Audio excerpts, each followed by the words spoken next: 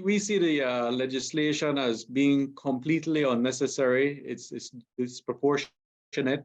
In our view, the title of the legislation does not, tell the story behind it. It's not really about controlling export. No business rationale for controlling exports.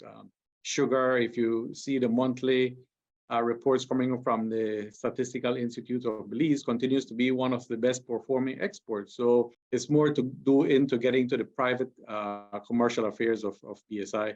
And in particular, I think this was signaled already that the government wants to find a way to get the fair trade funds paid to the B.S.I. And in a sense, this is an attempt to do that, to force B.S.I. to collect and receive fair trade premiums, because that is a specific clause in the legislation. And we have tried to point out that it's not going to work, because at the end of the day, B.S.I. is not the party that pays the premium. It is the buyer of the sugar who markets and sells fair trade sugar ultimately in these markets that pays the premium.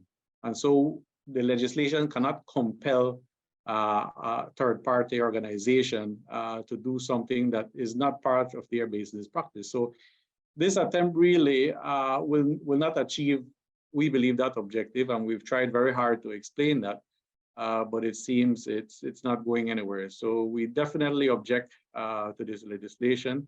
It's very disproportionate. We don't see it for any other export business or a business in general in Belize. And so we think it's in a sense very targeted and discriminatory.